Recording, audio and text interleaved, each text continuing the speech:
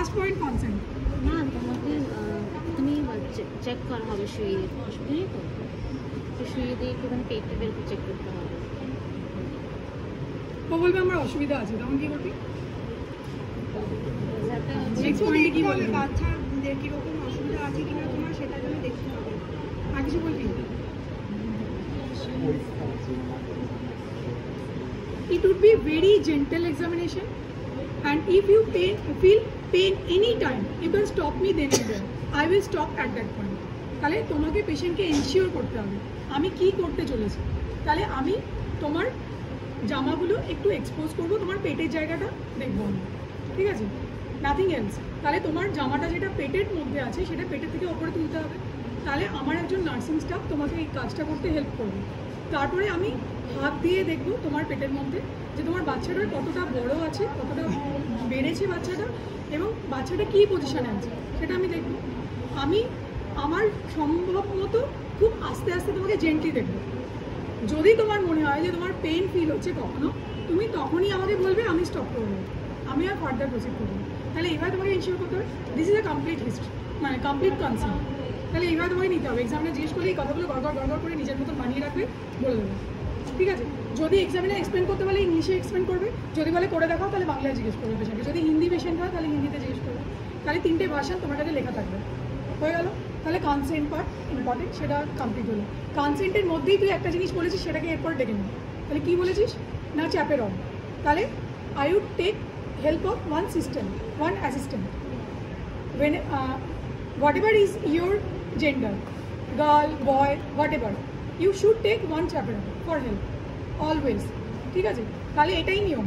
এরকম নয় যে তুমি ফিমেল পেশেন্টকে এক্সামিন করবে, তোমার কোনো চ্যাপেরন লাগবে না, no, this is wrong concept. তাহলে তোমাকে একজন সিস্টার দিদিকে ডাকতে হবে যে আপনি একটু এসে দাঁড়ান এখানে, কেউ নেই তোর চারদিকে, তুই এক্সামিনারকে এক্সাম দিচ্ছিস, কেউ নেই ওয়ার্ডে চারপাশে, তুই কি বলবি না? তাহলে তোর পয়েন্ট কাটা যাবে। তুই বলবি sir I will ask for one female attendant, ঠিক আছে। she might be her relative, or she might be from our faculty, or she might be from nursing staff, তোমাকে বলতে হবে। স্যার বলবে যে না ছাড়ো হয়ে গেছে, বুঝে গেছি আমি, তুমি প্রসিড করো। নেক্সট স্টেপ কি? তাহলে 2টো পয়েন্ট তোর হলো, কনসেন্ট নেওয়া, অ্যাসিস্ট্যান্ট নেওয়া। নেক্সট পয়েন্ট কি? তার আগে আর কিছু অ্যারেঞ্জ করবি? সিস্টার আসবে, সিস্টারকে বলবি আমার একটা স্ক্রিন চাই, তাহলে প্রাইভেসি। তাহলে I would maintain the privacy of the patient, ঠিক আছে। তুমি বলবে, তখন বলবে ও ছাড়ো অনেক হয়েছে, এবার বলো নেক্সট পয়েন্ট বলো। নেক্সট পয়েন্ট কী বলবি? ব্লাডের ব্যাপার। তাহলে কতক্ষণ আগে তুমি টয়লেট করছো, যদি আধা ঘন্টার মধ্যে না করে থাকো তাহলে তুমি টয়লেট করে আসো, ঠিক আছে। তাহলে ওটা বলবে না হচ্ছে ছাড়ো হয়ে গেছে, অনেক করেছে। এবার তুমি বলো নেক্সট পয়েন্ট কী বলবে? তাহলে পেশেন্টকে ইনস্ট্রাকশন দিতে, I would give some instruction to the patient. তাহলে কীভাবে আমি দেখবো? ওকে লাইন ডাউন পজিশনে রাখবো, লেগস স্লাইটলি ফ্লেক্সড, থাই মানে hip joint and knee joint হলো। I would do proper exposure with the help of assistant.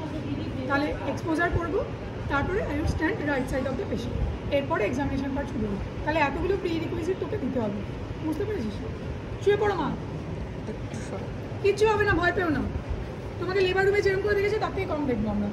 তাহলে ও এমনি আমার ডান দিকে পড়ে গেছে, ঠিক আছে। নাহলে তোকে পেশেন্টের ডান দিকে যেতে হবে, ঠিক আছে। ও দেখো জানি নিজেই এক্সপোজ করা শুরু করে দিয়েছে, অনেকবার এক্সামিনেশন হয়েছে তো। তাহলে এইভাবে না, তুমি এক্সামিনেশন শিট নেবে, this is not the ideal situation. Examination ask for a gown or sheet to covering sheet, মানে মাসি এটা কাভারিং শিট দাও না, সিস্টার একটা কাভারিং শিট দিন না, এক্সামিনেশন শিট।